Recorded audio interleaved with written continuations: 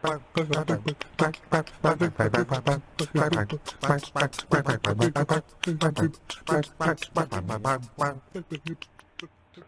back to Movies with MacLean. I am Andrew MacLean, and this is episode 20 of my weekly movie podcast where I talk all things movies. I bring on guests and we talk movies, we review movies, we talk about movie news, anything movies. And today I have, for the first time on my show, Caleb Davis. How's it going, guys? I'm glad to have you here, Caleb. I'm glad that we could finally work this out.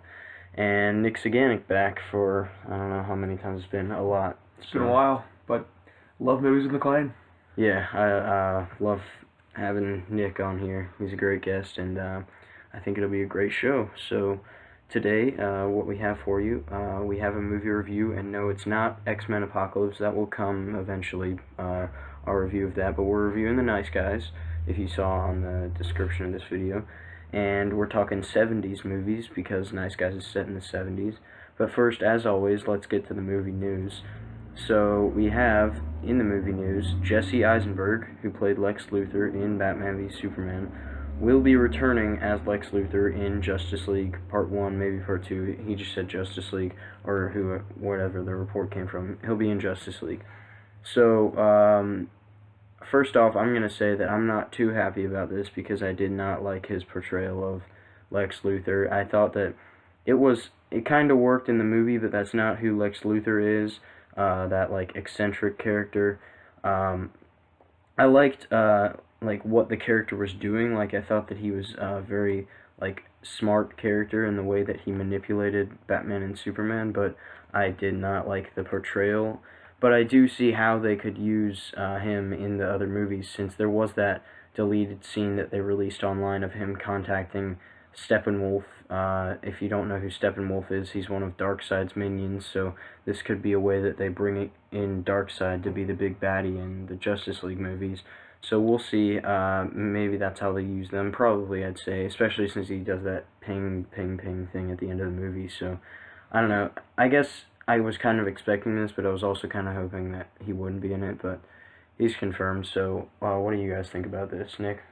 I mean, I never saw Batman vs Superman, but I remember, when I first saw, that Jesse Eisenberg was, Lex Luthor, I thought that was really weird, because I feel like he's just not the same kind of guy, but, I mean, if you said he was bad, I believe he probably was not that good, so I guess I'm not upset about it, but I still want to see Batman vs Superman to see what he's like.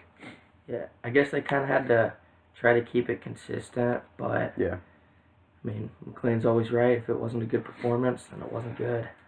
I mean, I don't know that I'm always right, but I do think I'm right in this case that most people did not like that performance, and I don't know. We'll see what they do with him in the Justice League movie. Maybe it'll be better in that and more toned down, hopefully. So that's the only news story we have today, but we do have our Nice Guys review, which will be our main discussion today. So we all saw The Nice Guys on Thursday, and let's just have a discussion about The Nice Guys, what do we like about it, what we not like about it, and then at the end we'll give it a score. So, Nick, how about you start us off? I really liked the movie. I thought it was funny, it was entertaining, and kept you watching the whole time, you were always wondering, you really never knew what was going on, kind of. It all kind of came together, towards the end, slowly. But, I mean, along the way, it was real funny, and the storyline was good. And I liked the acting by Ryan Gosling and, what's the other guy's Russell name? Crowe. Yeah, Russell Crowe. And the only thing I really didn't like you said, was how the little girl was always, kind of there. Yeah. Yeah. I like the relationship between her and her dad and her and Russell Crowe, but it just didn't make sense for her to always be there when they were going on their, investigations. Yeah. I kind of had issues with that, but Caleb, what do you think? Yeah, I really liked it too. Just the comedy in it was real funny. The storyline was just put together real well.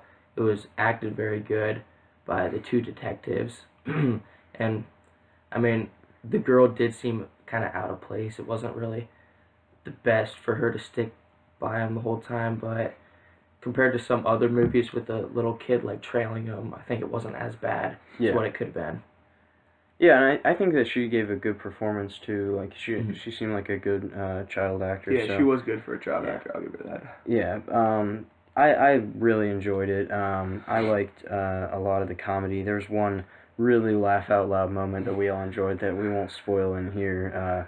But I definitely recommend anyone see it. I think it's one that you don't really have to see in theaters. You can rent it when it comes to Blu-ray, DVD, digital, whatever. But it was very funny, and it also gave us the characters that we really cared about in Ryan Gosling and Russell Crowe's characters.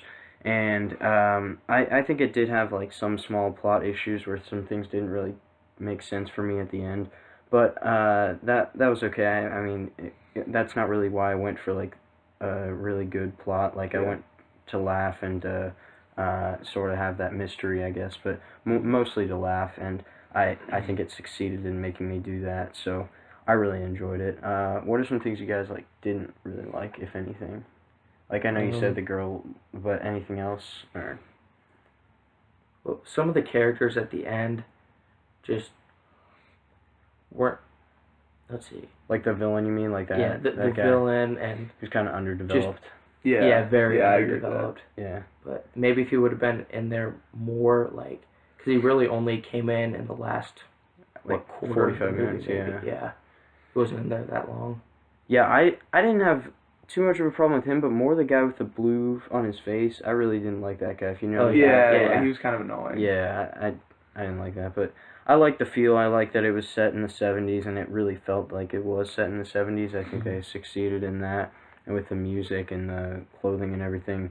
And Shane Black directed this, who also directed Iron Man 3, which I wasn't a fan of, but I think that where he used a lot of his technique, a lot of the same techniques in both movies, that doesn't really work in a superhero movie, but it definitely worked in a movie like this.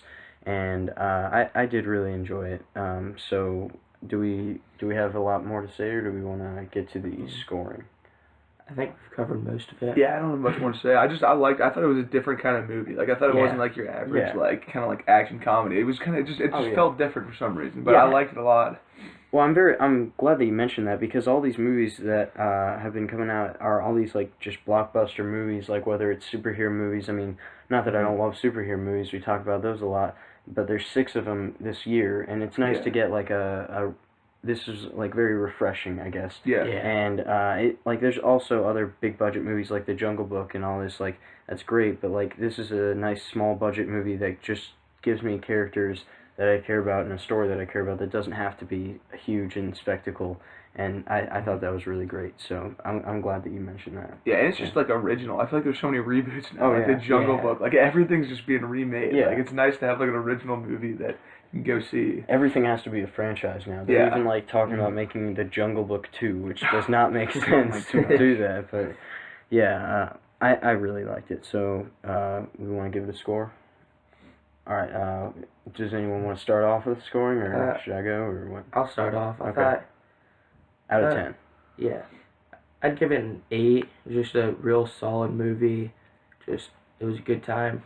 I'd agree. I'd give it an 8 too, because I feel like the 7's a little like it's good, but it wasn't that good. But I think 8's like a little. It was pretty good. Like I definitely liked it a lot.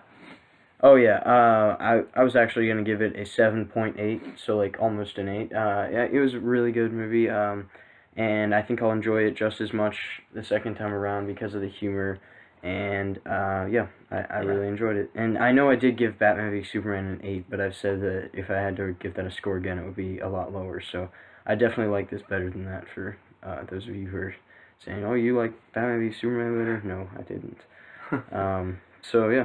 I think we're done with that discussion of The Nice Guys. You should see it if you're watching this, and tell other people they should see it.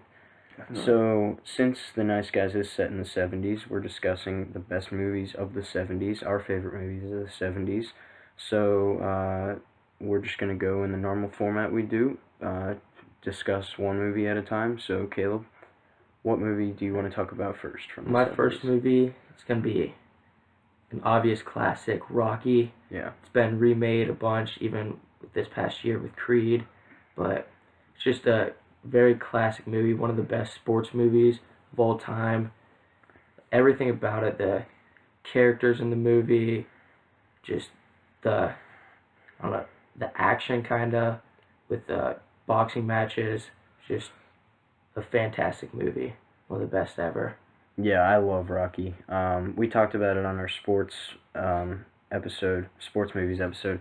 It might be my favorite sports movie of all time, and it's one of the it's one of the few sports movies to win the Best Picture Oscar. And I think that it really just shows what a talent Sylvester Stallone is in like writing the movie and giving a great performance in the movie. And it just gives you so many characters that you care about, whether it's Rocky or Adrian, or Adrian's brother. Paulie, yeah. I couldn't remember it then. But yeah, it's a great movie all around. And I love, it just really takes you back to that, to like the time, really, like you feel like you're there. Not that I lived in that time, but it makes like you feel Philadelphia, like, too. Philadelphia, yeah. And then like visiting, like where he runs up the steps like that, you feel like you're there. And it's that's really been great. remade in so many movies now. Yeah, but that's the only one where it really works. Yeah. So. Nick, what do you like about Rocky? I mean, I love Rocky. I don't know anybody. I feel like I've never heard anybody that's like, yeah, I don't like Rocky. Yeah. Like it's such a classic. It's like you can't hate it, and like even the sequels were good. I thought so at least. Like the first one was the best, but I mean, I liked like Mr. T, Clover Lang. Rocky 4 is great. That's classic. Yeah. My only problem with the Rocky franchise is kind of how after the first movie they were kind of the same movie over and over. Yeah. But, I mean, even with that factor, they were still great movies. Yeah. Well, Creed is almost the same movie, but with different characters. Really? Yeah. But it still worked really well. And I think that what they did get better with was like the action, like the fights got better as like technology got better and they could do better fights. So, but the first one is a classic and it's still the best, I'd say. Yeah, for sure. Yeah. Definitely. Okay, let's move on to our next movie. Nick, did you want to talk about one? Yeah, I was going to talk about Star Wars. I mean, everybody's seen Star Wars. It's a great movie, instant classic, and I mean they've had so much fans and like memorabilia and stuff over the years. Just like everybody knows what Star Wars is. I mean, it's an instant classic. Merchandising. Merchandising. That's what I meant. Memorabilia. I don't know what I'm talking about. No, memorabilia is fine. I was just no, that's a fine term. I was just quoting Spaceballs. You know. Oh yeah. Spaceballs. Yogurt. T-shirt. Yeah. Spaceballs. That's a good one too. Yeah. But I mean, I guess you think of like old movies, you think of like Star Wars. That's like a classic. I mean, it's my favorite movie franchise, Star Wars. I think I like Empire better, but it's my second favorite movie of all time. And I mean, we couldn't do a '70s movies list without bringing up Star Wars or Rocky, of course. But I mean, just taking you away to a galaxy far, far away. The spectacle and it changed movies forever. So you can't. I mean, my brother thinks it's boring, and I really hate him for that. So, yeah. Caleb, what do you love about Star Wars? I mean, if you love it. How can you not love Star Wars? Yeah. Like, there's a reason whenever a new Star Wars even might come out, like, it gets so much hype. Like, there's a reason it's always going to make some of the most money ever whenever a new one comes out. Everything about it's just real good. Especially, like, the pictures, the fighting scenes, just everything. Yeah. I mean, it tells such an incredible story. And like all the characters you love, whether it's Han or Luke or Obi-Wan or Darth Vader, I mean, just they gave you so many incredible characters in that first movie, and then they built on it with new characters in all the following movies, whether it's Boba Fett or Lando or Yoda or Jabba the Hutt. That they just keep building on that universe, and it's a universe or a galaxy that you can build on forever, and so that's really special. And it started really what the movie franchise is today, but it was really the first one and the best, I'd say. So and it was completely original, all out of George Lucas's mind. So, it's incredible. We can talk about Star Wars forever, but this is a '70s movies podcast, not a Star Wars podcast, unfortunately, because I'd love to talk more Star Wars. But I'm going to talk about my next movie, which is Superman the movie. So Superman the movie, one of the first superhero movies, if you don't count the Adam West Batman, which I do love for the camp in that movie. It's very cheesy, but it's a fun movie. But I really love Superman. I think that Christopher Reeve was the perfect casting as Superman, maybe the best portrayal of a superhero that we've seen to date. Of course, Robert Downey Jr.'s great as Captain America, or I mean, as Iron Man, Steve Rogers great as Captain America, Steve Rogers, Chris Evans great as Captain America, and Michael Keaton's a good Batman. But I still think this is the best portrayal we've seen. He really captured like the Boy Scout like mentality of Superman, just the man who's always doing good. And it doesn't really set up like a supervillain like confrontation like most heroes do, but it's more about the character development, and I think it really succeeded in doing that. And the score is not my. I like the Batman score better, but the second best superhero score we've ever had from John Williams, who did Star Wars and so many other great scores. So it's an incredible superhero movie, and it really opened the rest of the world to superheroes, not just the comic book audience, for the first time, really, unless they watched the Batman series. So, what do you guys think about Superman the movie? I've never seen it, but you make it sound like it's a real good movie. So I mean, I want to see it now. Yeah. Yeah, Caleb? I haven't seen it either, actually. Okay. But, I mean, everyone knows Superman. Like, that film made it not just comic book fans, made it, like, movie fans and everything. Yeah, and it is very cheesy, but like it's still like a great movie, and it gives you characters that you care about, just like we said about all these movies. A lot of great 70s movies. Yeah. So, let's move on. Caleb, you want to talk about another one? Yeah. My second 70s movie is Jaws. Just great film. The character development with the the shark fighter. I forget what his name is. Oh, I thought you were saying character development of the shark. I don't remember there. I don't remember. Martin Brody, was that it? Maybe. I forget his name, but the dude who ends up getting eaten. Spoiler alert. But it was made in 1970. You probably saw it. But, just like that movie freaked so many people out, made people scared of swimming in oceans and stuff, and that's just crazy how just one shark movie can change a whole audience's perspective of something. Yeah. Yeah, Nick, what do you think? Yeah, that is crazy. I was just thinking, like, I feel like before that nobody really had a problem with sharks, but like after that it's like, stay away from sharks. They will kill you. Yeah. I mean, it is a great movie. I haven't seen it since I was much younger, but I do remember loving it, and I know that at the time that was one of the scarier movies, but today, I mean, obviously, it's not, but I mean, it's still a great movie, and it's great that they don't really show the shark that much, but they still build the suspense by not showing the shark, and they had to do that because it wasn't working, and I think that really played to the benefit of the movie, and it also was, like, Steven Spielberg's, like, big break, really, because he, like, people, they might have known who he was, but he hadn't had any big movies before that, and it was one of the first summer blockbusters where, like, one of the first big box office grossing movies where it's like an event where everyone goes to see it. That was one of those first event movies, so it did change the game a lot for movies like Star Wars did, so yeah, it was a really special movie. Anything else, you guys? Jaws? Did Jaws come out first, or did Star Wars come out first? Jaws. Jaws. Yeah. Were they, like, close, or was it, like... 2 years, yeah. 2 years. 2 years before, yeah. So, Nick, what's next?